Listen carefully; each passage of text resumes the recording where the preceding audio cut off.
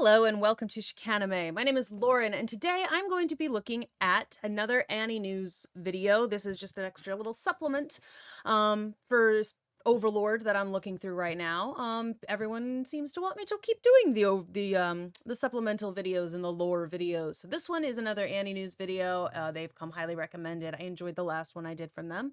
This one is talking about the Demiurge. I have been curious about this character for a while.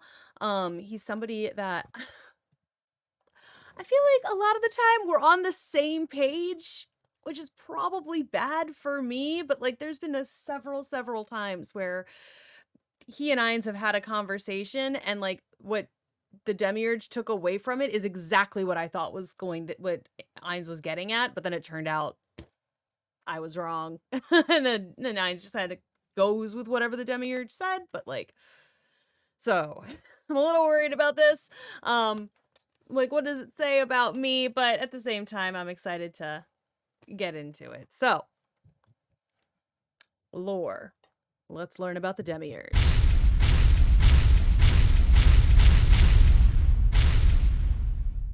Alright, let's talk about Ainz's right-hand man and tactical genius. Demiurge if you watch the dub, or Demiurgus if you watch the sub.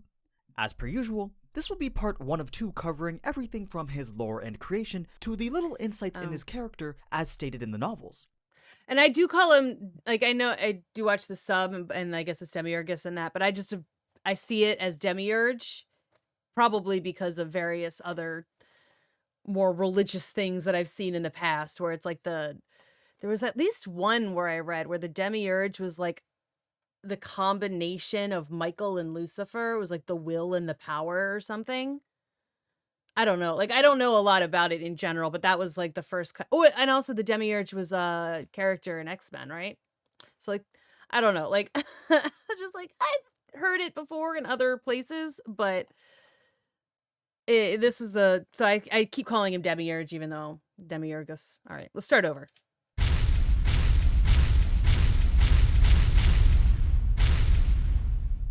Alright, let's talk about Ainz's right-hand man and tactical genius. Demiurge if you watch the dub, or Demiurgus if you watch the sub. As per usual, this will be part 1 of 2 covering everything from his lore and creation to the little insights in his character as stated in the novels. So, let's begin. This might come as a shock to you, but the Guild of Ainz Ul Gon often like to roleplay as evil villains. I know, right? Who would have thought? I guess after all, one of the conditions for joining was to play a heteromorphic race, which does consist of some rather monstrous and evil-looking creatures. However, it wasn't always this way. Initially, the guild was nothing more than a means for heteromorphic players to band together, since, as I've mentioned before, there were no penalties imposed on players who killed heteromorphs. This resulted in a natural animosity between heteromorphs and non-heteromorphs. I mean, it's only natural that given the opportunity to PK without any repercussions that you would do it. Who doesn't like some good old open world PvP? But heteromorph killing damn near bordered on straight cyberbullying, since most of the players preferred to play as humanoid characters. Those who played the monsters and demons were very much outnumbered and ganged up on.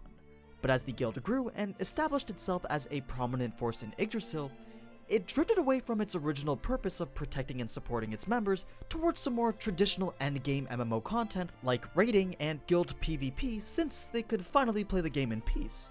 Okay, because they could actually do it. Guild members embraced the reputation of their avatars and indulged in some role-playing as supervillains, trying to make a name for the guild as a legion of evil masterminds, all while fashioning Nazarick and its NPCs as a realm of monstrously evil creatures. Even Ainz, back when he was known as Momonga, styled his character after an evil necromancer of death, mostly for roleplay purposes. It wasn't a particularly strong build in the metagame, but he enjoyed it, and supplemented it with good gear and solid tactics to make it work. But there was no guild member who took to playing the part of a villain more wholeheartedly and eagerly than Ulbert Alain Odel, who, you guessed it, was Demiurge's creator. This intense roleplay was for no reason other than he just had the most fun acting as evil as possible. Obviously, he wasn't evil in real life, but guild members often thought him to be something of a Chunibyu, someone with the delusion that they have special powers that no one else has. But in actuality, if he was something, it'd just be a misanthrope, a person with a dislike towards human society and just other people in general. I will say, as somebody who has done a reasonable amount of performing and acting and stuff, it is a lot more fun to play the villain than it is to play a hero. I tend to, when I was doing it more often, I did tend to get cast as either the bad guy or the bad guy's sidekick. But like it was just like you had the best lines, like the best, like some really good songs, and like the sort of the villain song. It was a lot more fun to play a bad guy, um, just in general. So I do get it. Like they wanted, it's like, well, okay, well, they think we're evil anyway, so let's just have some fun with it. I get it. I get it. As such, he didn't like most people and didn't make very many friends, but in the guild, he could be free to indulge in his darkest desires, mainly to trick, manipulate, ambush, and exploit other guilds, operating with the knowledge that the game was ultimately just a game, and that nobody had been really hurt at the end of the day. Unless you're playing a team-based game like League of Legends or Overwatch, which in that case you have a very high chance of breaking your hands from smashing your keyboard or punching a hole through your monitor. But anyway, it's not like he played as some kind of sociopath. He just enjoyed more romantic elements of villainry. He was the one that suggested the guild members should assemble in the throne room to congratulate any invading players who made it all the way through the multiple floors of Nazarick, before partaking in a final glorious battle, or just shit-stomping them back to wherever they resurrect in Yggdrasil. That's it's pretty from good. the same vein as a tyrant facing down the heroes before they fight for the fate of a country. It's this penchant for romanticized villainry that Ulbert so deeply idolized that made its way into Demiurge, whom he designed to be the ultimate evil mastermind. While Ulbert could have just named his creation Satan or Lucifer if he wanted him to sound like the ultimate evil being, it's clear that he wanted to give him a name that was a little more original and unique, but just as fitting. Christian mythos has long since been a popular source of imagery for Japanese creators, what with shows like Death Note, Neon Genesis Evangelion, or even High School DxD. But apparently that wasn't quite cool enough for Ulbert, so he went with something a little less known. In the old Jewish Christian religion of Gnosticism, we're gonna learn. the Demiurge, deriving from the Greek for creator, is the architect of the material universe. Not just its creator, but sort of a craftsman or artisan of it. In some of the more dualistic branches of Gnosticism, the spiritual world is pure and good, while the material world is more base, impure, and corrupt. Thus, the Demiurge is sometimes seen as a hostile force that envies its spiritual counterpart. One branch in particular also refers to him as Yaldabaoth, who then adopted the title of the Demiurge, or Creator, in an attempt to arrogantly stake claim over a world that he was only partially responsible for making. We can see some of these properties mirrored in the Demiurge from Overlord. The first and most obvious is that he is quite corrupt and evil. Okay, so I kind of remembered something like that. Like I remembered, I think it was, honestly, it might have been the show Lucifer, where it was like they were together, the Demiurge, because they created everything. Because they were told to, but they were able to do it together. And also, I think, like, again, I think there was, I'm pretty sure there was a character in X-Men that was the Demiurge too. In fact, perhaps a little too evil for his namesake, who is sometimes seen as misguided or flawed. Though that might have more to do with how the Yggdrasil morality system worked than anything. Demiurge has a karma value of -500, also known as pure evil, which would have been quite useful for certain game mechanics. In the case of some of the less evil NPCs like Antoma or Aura, with karma values of -100 each, their evil takes the form of a callous disregard or apathy. Those are really cool. I want to see, I'm going to see if I can't find these character sheets, because these are kind of cool. For the lives and suffering of others. Demiurge, by contrast, doesn't commit evil acts just because he doesn't care about others. No, he cares very much about causing as much suffering as possible. He is a pure sadist who relishes in the pain and misery of others, and will seek every opportunity to do so. The only thing fundamentally keeping him in check, of course, are Ainz's orders. But so long as he can still accomplish them, he'll take every opportunity he can find to spread as much of that misery and suffering as he can. To show just how evil he is as clearly and easily as possible, let's use an example. There's a place that the Overlord community likes to refer to, known as Demiurge's Happy Farm. You see, people have told me about the state of Nazarick's finances and supplies. Sure, his storehouses were filled with all the materials he needed to manufacture large quantities of potions, scrolls, food, weapons, and even armor. But there was really no way to replace the extremely high-level ingredients needed to make them, which were all sourced from Yggdrasil's dungeons. This meant no long-term sustainability, but Demiurge, being the evil genius he is, says he'll start running some experiments on sourcing quality ingredients in the New World. Spell scrolls came first. Ordinary paper was only good for level 1 spell scrolls. High-tier scrolls had to be made from the hides of rare magical beasts like dragons. Oh god, okay. A very strong emphasis on the rare. Because of their rarity, the goal then became to find a source which was common enough to explore mass manufacturing techniques, but which could also be used to create higher level scrolls. Makes sense, right? So what was Demiurge's solution? Bipedal sheep, of course, also commonly referred to as humans. The first lucky test subjects were the surviving members of the Sunlight Scripture from Season 1. Okay, I had wondered where, like, because I remember people talked about the bipedal sheep and, like, people did explain to me what his happy farm actually is, which, horrific, thank you, Demiurge, for that. But I had kind of wondered where he was getting the materials in general to start. So. Began kidnapping numerous villagers from the Robile Holy Kingdom far to the southwest. Okay, so that's where he's getting further them. from Nazarick, the better, so as to avoid anything being tracked back to Ainz somehow. He even attempted to kidnap hundreds of thousands of humans from the capital city of the Riestes kingdom, though when Ainz found out, he quashed the idea and had them be mercifully executed instead of experimented on. In any case, Demiurge began optimizing the scroll manufacturing process with very brutal efficiency. So you'd think that after skinning a human once that you'd be done with them and then move on to the next.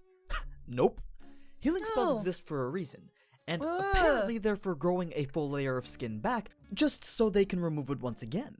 Though anything removed from the body after said person was healed would disappear unless it were first processed and radically changed into something else. Okay, that's pretty efficient, but we're just getting started. Yikes! Once that process had been optimized and perfected, one human could produce dozens of layers of skin per day. So that solved the scroll issue. But what about food for the scroll supply? Well, wouldn't the same theory apply? Chop off an arm or a leg, make a soup out of it, heal them, then feed it back to them. It's brilliant. Optimization at its finest. Of course, this process could be done for any organism, but even then, Demiurge still wasn't done. It was important to find out what factors influenced scroll quality. The average human was good enough to produce level 3 scrolls. Okay, so maybe that bug thing would be better. Like all the tortures of Nazarick. This is worse than I thought it was gonna be. But what about level 4? This required a lot more tests on a lot of humans. Be it young, old, strong, weak, it didn't matter. But many, many more test subjects were needed. The most important step after that became domestication. Humans by nature are a fairly complex species, but just like a horse, given enough time, their spirit could be broken. Though the process was difficult, since humans are generally more sophisticated and intelligent than your typical farm animal, and our actions are not so easy to predict. Fortunately, figuring out what others think and do, then coming up with a strategy to defeat it, is one of Demiurge's many specialties. But more on that later. You may be wondering why Demiurge chose humans instead of any other species to be his test subjects, especially since the upper limit of the quality of their skin was between the 3rd and 4th tier. Well, the answer is simple. Demiurge would derive the most enjoyment from relentlessly and mercilessly torturing humans. Great. Yep. It was primarily due to the fact that humans were relatively intelligent and sophisticated, and boy did he try his best to enjoy himself. In one rather graphic instance, he butchered a family's kids right in front of their eyes. He then proceeded to invite them to come and watch while he fed those kids to another family. This family had been nearly starved to death, and as such, they ravenously devoured the meal. To Demiurge, this was for no other reason than to just relish the looks on their faces and enjoy the resentment that this fostered between the two groups. Wow. Though it was performed under the guise of a domestication experiment, so not to seem as if it was pointless. This sick mentality that Demiurge had did not hinder his path to success, though. He attempted to find the most sadistic solution possible while also effectively achieving results. Sure, human skin was limited to the level of spell scroll that they could produce, but Demiurge still saw many more possibilities to explore. Such as, what if humans crossbred with a different race? I mean, half-elves and half-orcs already existed, so they know it's possible. Okay. I like that they're using her as a the existence of the half-orc, but she's not actually half-orc. She's just big. Think of all the possibilities that could come from this.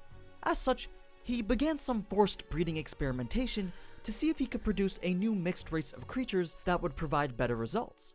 Then whatever process with the humans showed the most promising results, he would then use on the species that produced the highest level quality items. No need to waste precious resources when you can experiment on the most widely available guinea pig on the planet, humanity. So yes, That's Demiurge what I is, said, well, numbers. a sick fuck. But there was a brutal intelligence and efficiency to his sadism that you can't help but appreciate. Moving on, as I had mentioned in the previous Albedo video, Demiurge and Albedo are by far the most intelligent NPCs in Nazarick. Demiurge in particular regularly comes up with good plans that can benefit Nazarick, and since Ainz trusts his intelligence, Yes, he does. he gives him broad discretion to implement them as he sees fit. Though it often seems like Ainz doesn't really know all that much about the true personality of Ulbert's terrifying creation, or just deliberately chooses not to know. Yeah, it feels like he kind of does like I see nothing. I don't see it. It's not happening. I don't see it. That being said, his true specialties lie in military operations and tactics. Most notably in the situations where he had to anticipate the thought process of others and come up with an ingenious strategy to beating them. His design was intended to be a kind of military general, and much of his abilities lie in summoning lesser devils to do his bidding. This allows him to predict the actions and personalities of others. For example, just by reading about Princess Renner in Sebas's intelligence reports, he managed to figure out that she herself was a sadistic genius who might just serve as a useful collaborator to Nazarick. Really? He was Just by also reading able about to her? very easily predict that the Emperor would plan to betray Nazarick, almost as if he were reading an open book. It's this level of intellect that he proudly bears that feeds deeply into his arrogance, the second trait he shares with his namesake, though you can't really say it's without justification. Similar to almost everyone in Nazarick, he refers to pretty much everyone not created by the Supreme Ones as a lesser being. I mean, compared to a level 100 NPC super genius, they might as well be. Though this arrogance does not extend so far as to consider himself superior to any of the Supreme Ones. That level of respect has been deeply ingrained into the core of his personality, and he'll find it very much impossible to disobey their orders. It brings Okay. up a neat little That's contradiction. good to know. Since none of them have his superior intellect, shouldn't this feed his arrogance enough to influence his opinions of them? This brings up one of Ainz's biggest fears, thinking that one day, his currently loyal subordinates will unmask his true person, lose their respect for him, and then abandon him. Especially Demiurge and Albedo, because of how intelligent he knows they already are. That would Fortunately be... for Ainz, it is because they are so intelligent that he doesn't have much to worry about. Demiurge can easily rationalize Ainz's bad ideas by coming up with excuses and justifications for why they are secretly brilliant. Right, or be like, oh, okay, I understand you're testing me with this. Like, this, okay, so this is how you... I understand, it's a test, it's a trick, you know.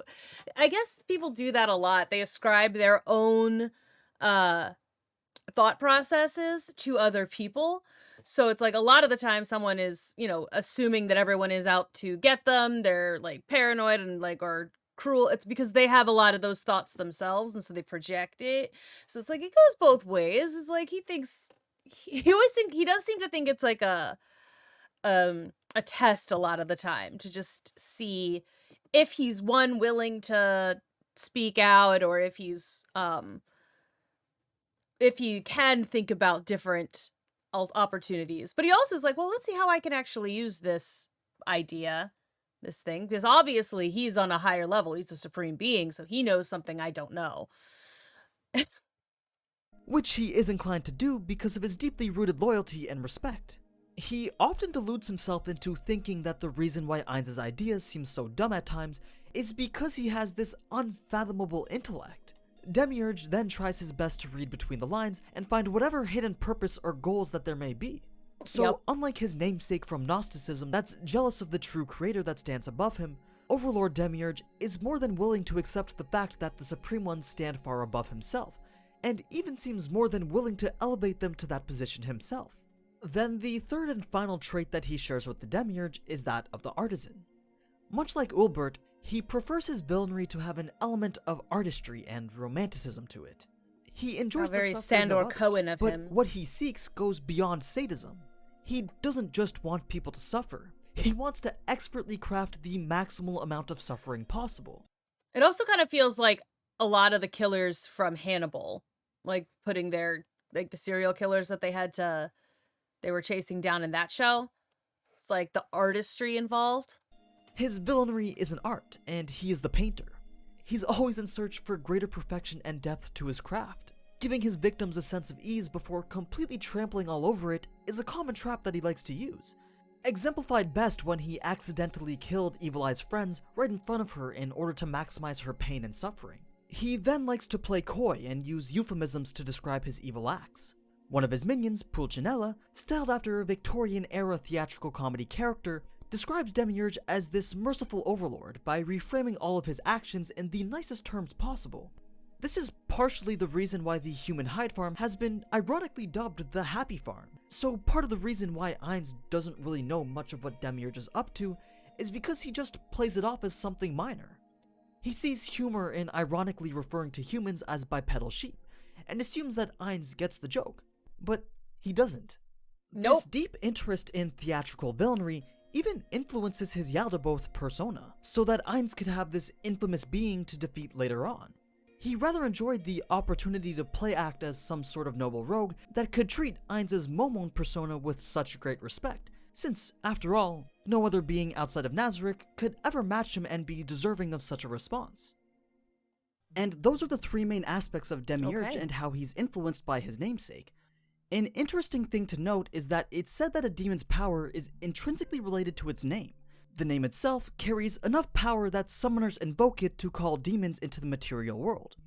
It's so fundamental, in fact, that it's believed that a demon who tries to pass itself off with a false name would just disappear out of existence. Oh, the New I had World not heard also that. functions in this way, which is why Demiurge can use Yaldabaoth freely without repercussion. Perhaps it was Ulbert who wrote it into his lore so that Demiurge could be known by multiple names, since after all, they are pretty much synonymous to each other. But yeah, that's the lore And it would behind make what's sense. arguably one You of want the to be most able evil to entities within trick Nazarick. people, right? I probably should have put up a not safe for work tag, but hey, if you're watching Overlord already, then you should already know what to expect. Though personally, that Happy Farm is definitely overkill, but really plays a huge role in building his character. Anyway, next part we'll be covering how strong he is, along with his role in Nazarick. So as always, thanks again to Jinfor for doing the research on this, and thank you so much for watching. A really quick side note, I'm looking for artists to commission for a t-shirt design, so if you are one or know anyone who is, then feel free to message me on Twitter and then I'm sure we can work something out. But now, until next time, ciao! Ciao. Okay. That was interesting. I do like finding out about like specifics, you know, of the characters and the background and the actual explanation for how they got to be who they are, and all of that has always been very I've always been curious about all of that. So I'm really glad to be here watching this and actually discovering that. So I guess next time I'll be watching about how strong is Demiurge. That sounds interesting. Cause again, and then I will, I think that this is partway through the playlist. So, after I watch the Demiurge stuff, I might just go back up to the top and just start from there and head on down. Because I think that this is going to be a good playlist to actually be paying attention to and seeing all of the cool different background stuff and like learning more about it before the movie comes out. So, I hope you enjoyed, and I will see you all in the next one. Bye-bye.